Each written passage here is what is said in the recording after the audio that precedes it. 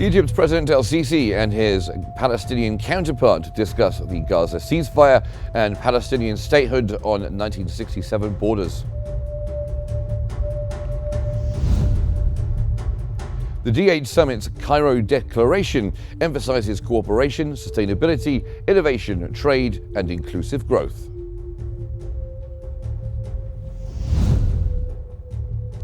And President Pezeshkian of Iran praises Egypt's leadership.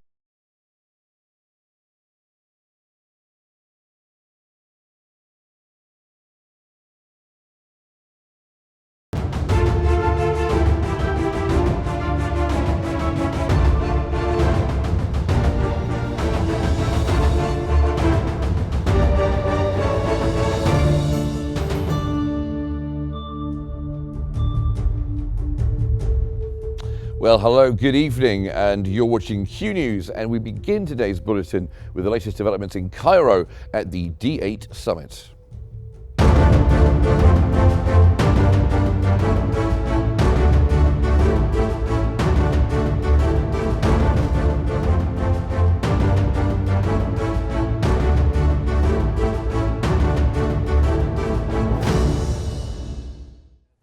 Egypt's President Abdel Fattah el-Sisi has met with Palestinian President Mahmoud Abbas during the Developing 8 Summit in Egypt. They discussed restoring calm in Palestine, focusing on Egypt's efforts for a ceasefire in Gaza and humanitarian aid to prevent further crisis. Both leaders condemned Israeli violations in the West Bank, affirming support for a Palestinian state on 1967 borders with East Jerusalem as its capital. Abbas praised Egypt's historic role in supporting Palestinian rights and opposing displacement efforts.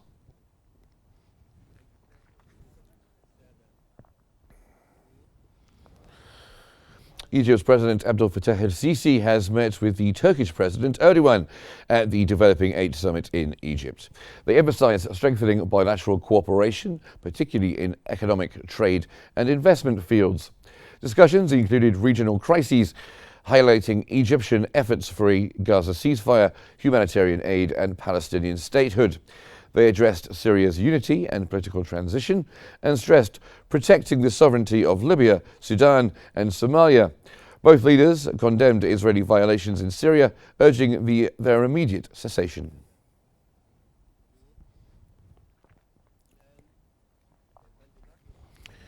Staying with the Developing 8 Summit, and they've issued a Cairo Declaration. That's after it was approved by the summit's leaders. The D8 Cairo Declaration reaffirms the commitment of members to sustainable agriculture, addressing climate change and enhancing cooperation in science, technology and innovation. Participating countries also agreed to improve logistics, support emerging sectors like digital commerce and promote inclusive growth through small businesses. They will also focus on boosting investment, increasing intra-D8 trade and strengthening multilateral cooperation. Their priorities include equality, the rule of law, democracy and advancing common development goals based on peace and justice.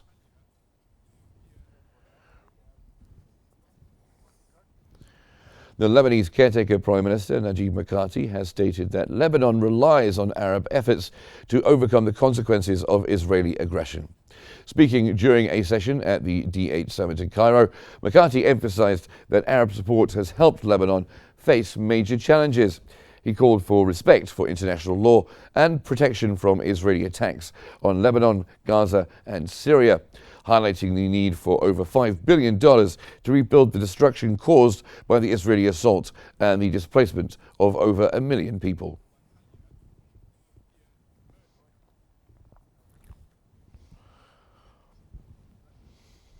UN Secretary-General Antonio Guterres has emphasized the importance of a smooth transition to a two-state solution for Palestinian people, ensuring security in Lebanon and regional stability.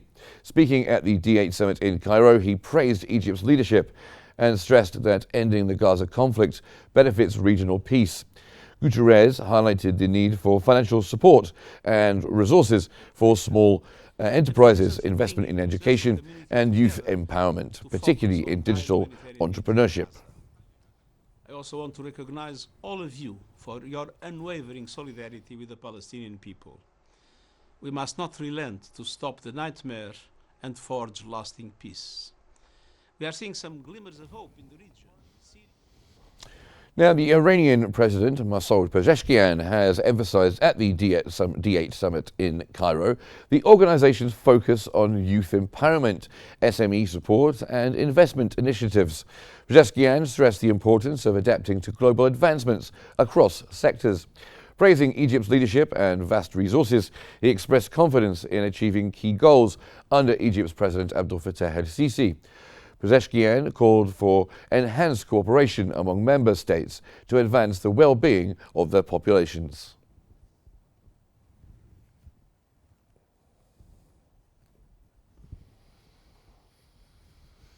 The Turkish President Erdogan has criticized global institutions for failing to address rising conflicts, particularly in the Middle East. That was during the D8 summit in Cairo. Erdogan urged leveraging the group's resources to support SMEs and youth for economic growth and stressed using AI and modern technologies. He welcomed Azerbaijan's membership, highlighting Turkey's efforts for stability in Syria, and called for a unified, peaceful Syria free from terrorism, fostering coexistence among all communities.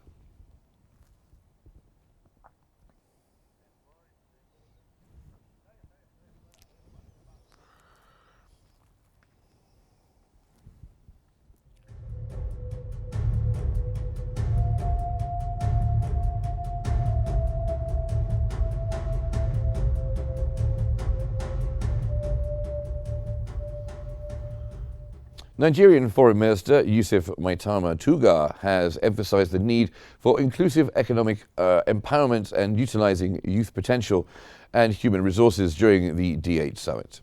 He urged equipping youth and with necessary skills and preparing them for significant roles. Tugar highlighted member states' challenges, particularly financing, and stressed fostering productivity and commitment. He called for a joint declaration supporting the two-state solution and promoting peace in Palestine, Lebanon, and the broader region.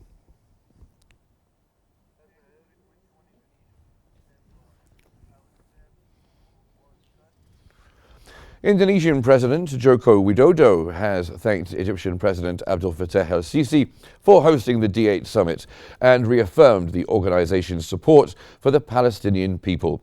Widodo highlighted the significance of cooperation among member states, which together represent the world's third largest economic power. He called for the development of comprehensive supply chains, emphasizing shared interests, empowering the Islamic community, enhancing prosperity, and accelerating economic transformation in member countries.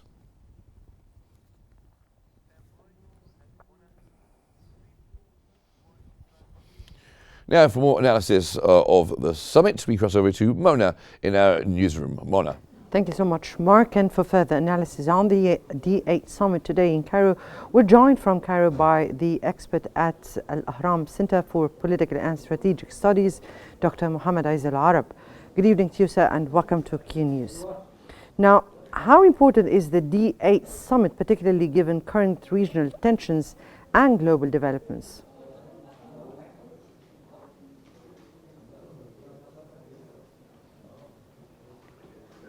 In fact, the importance of the D8 summit,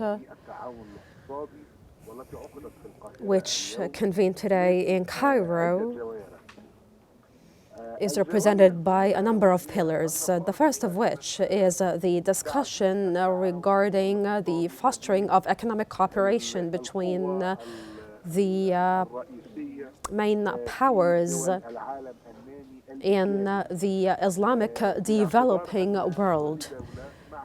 Because, each and every one of the member states of the D8 organization, in fact, tackles a specific subject.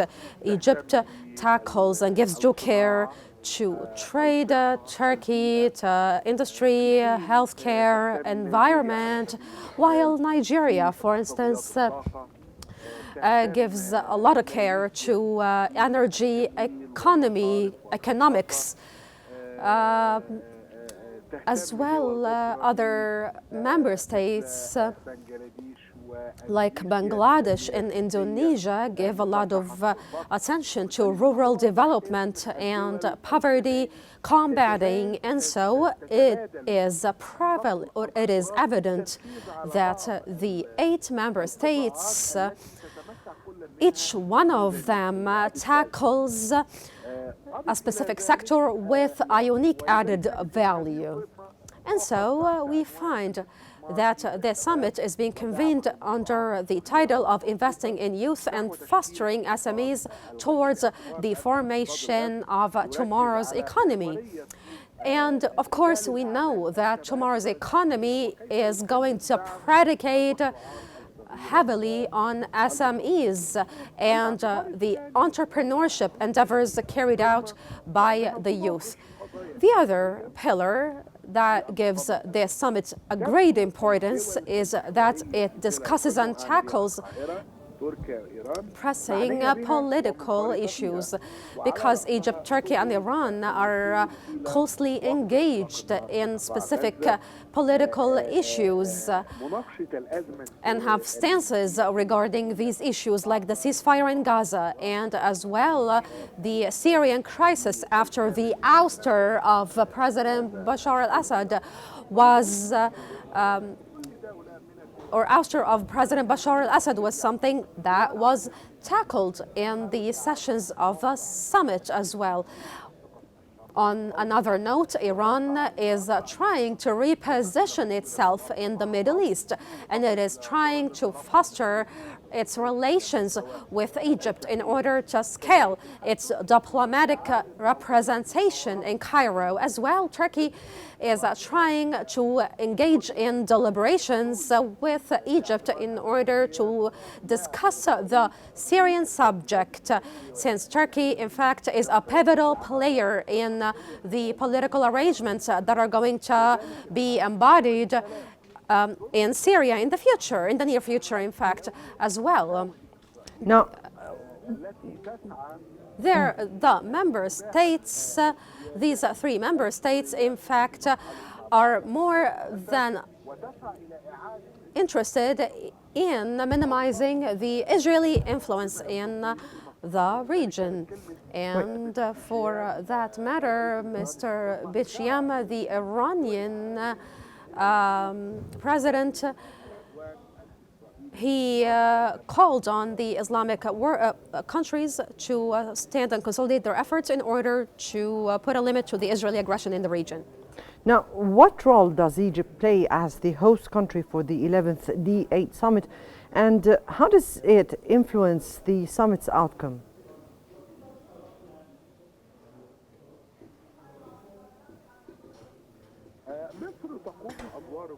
In fact, Egypt puts on different hats in this context.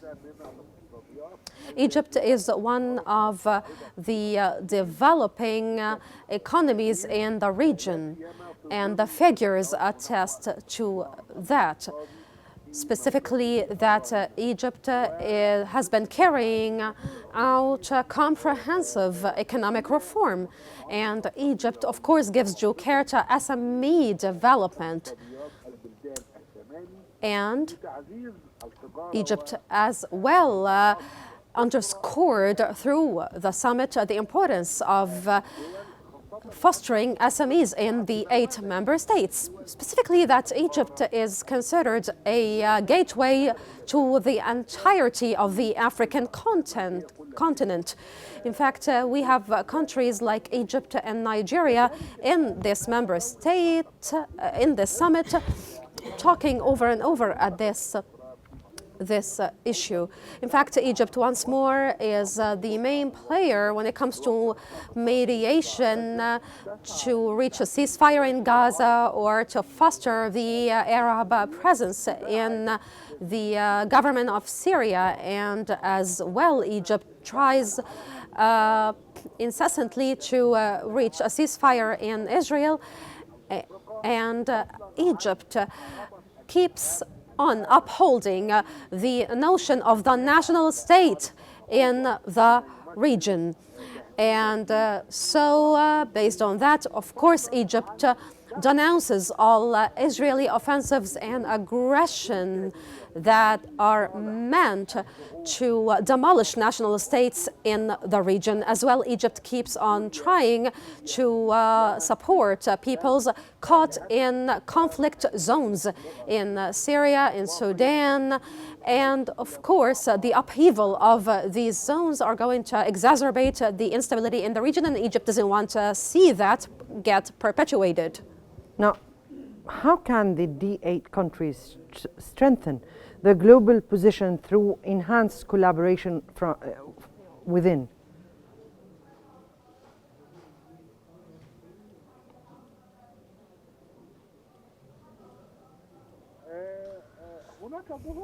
In fact, of course, there are efforts exerted by the 8 member states in order to reach some degree of pacifism in the Middle East. Of course, one of these measures that attest to that is the issuance of the Cairo Declaration that underscores the importance of restoring stability in the region and to pressure Israel in this context in order to stop its aggression that is pretexted by the 7th of October incidents. In fact, the other point that we have to refer to is Turkey, Iran, and Egypt forming an international coalition that can counter the Israeli or the pro-Israeli coalition in the international community. In fact, Israel is trying, as we know, to remap the Middle East in order to guarantee its own interests. And that is something the 3 member states are actually countering and are trying to fight back on. And as well, some European or the member states can actually establish connection channels with European countries in order to be on board with the visions of the D8 summit member states. Right. That was the expert at Al-Ahram Center for Political and Strategic Studies, Dr. Mohammed Aiz Al-Arab. Thank you so much for your insights, and back to you, Mark. Thank you very much, Mona. Thank you indeed. Azerbaijan's Prime Minister Ali Asadov affirmed the nation's strong and friendly ties with member states of the D8 Organization for Economic Cooperation. Speaking at the D8 summit, Asadov expressed gratitude for the country's election to the organization and reaffirmed its commitment to its principles. He emphasized Azerbaijan's strategic location and economic potential, highlighting the role in key projects and transport corridors. Asadov added that Azerbaijan aims to contribute meaningfully to the D8 and hopes it will address shared global challenges.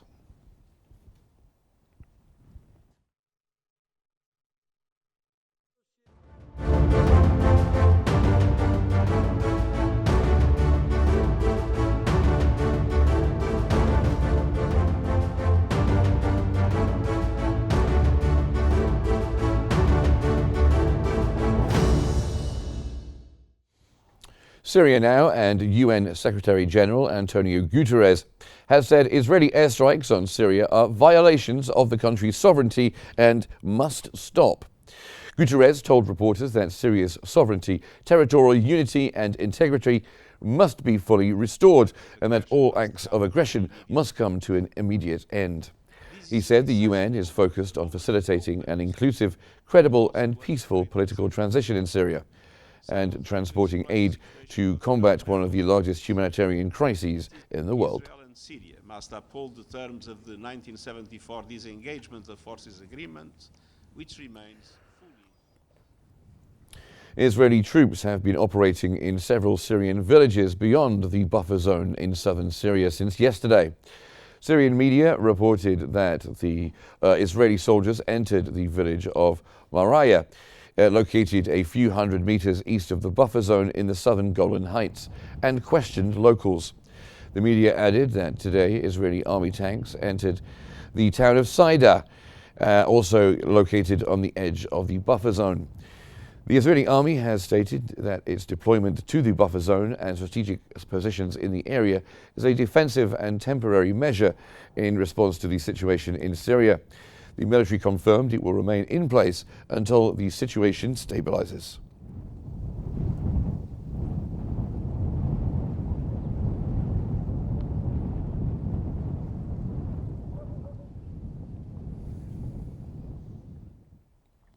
Russian President Vladimir Putin has condemned Israel's seizure of territories in Syria.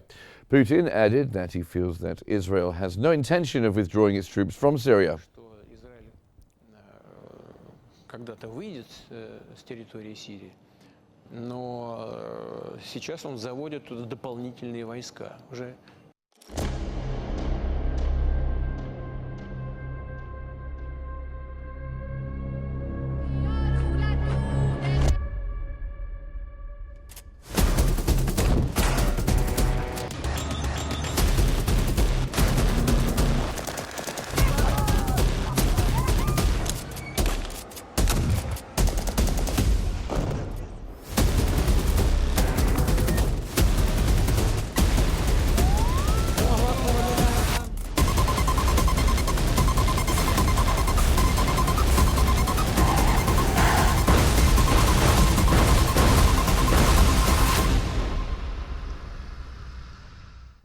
And so to Gaza. 2 Palestinians, including an elderly woman, have been killed, while 2 others, including an elderly man, were injured by Israeli occupation forces bullets during the ongoing raid on the Balata refugee camp east of Nablus. Local sources reported that special forces from the occupation army stormed the camp, followed by reinforcements including patrols and armored vehicles, which were deployed in several neighborhoods. Violent clashes erupted, with the occupation forces firing live bullets, gas and sound bombs.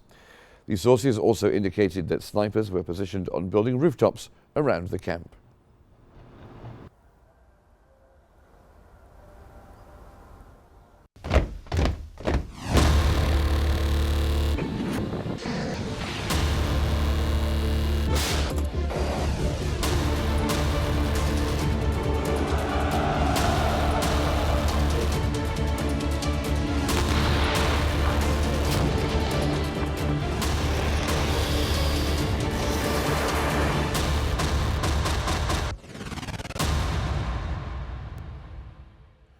So to Russia-Ukraine, and the Ukrainian President Volodymyr Zelensky has said that European security guarantees would not be enough for Ukraine, which aspires to join the transatlantic military alliance NATO. Zelensky said that it is impossible to discuss the matter exclusively with Europe, and that true guarantees for Ukraine's security are only possible with NATO membership. Zelensky also said it was important that discussions about potential foreign peacekeeping contingent occur now.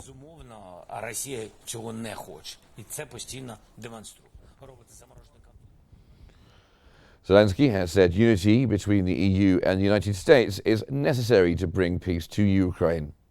After arriving at a summit for EU leaders in Brussels, Zelensky said that the United States and Europe can only together really stop Putin and save Ukraine.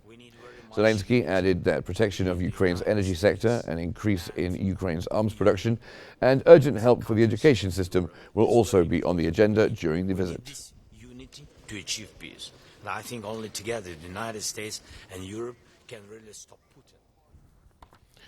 The US Secretary of State, Antony Blinken, has stated that most of the funds the United States has allocated to supporting Ukraine have been spent domestically, creating good American jobs.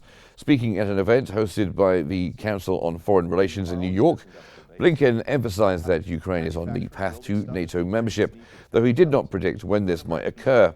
He also noted that the US had taken steps to prepare Ukraine in February 2022, enabling Kyiv to effectively push the Russians back. Is that a near-term thing, or what? Here's what we did last summer, because our focus has to be not simply on.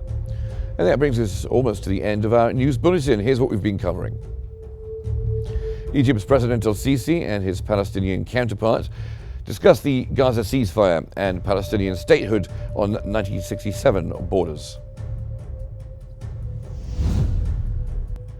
The D8 Summit's Cairo Declaration emphasizes cooperation, sustainability, innovation, trade, and inclusive growth.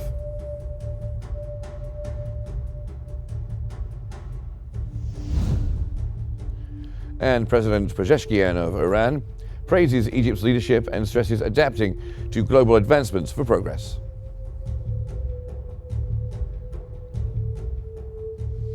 That's all for our news bulletin this hour. Don't forget, you can always follow us at Qnews EGY on our social media platforms. Thanks for watching. Good night.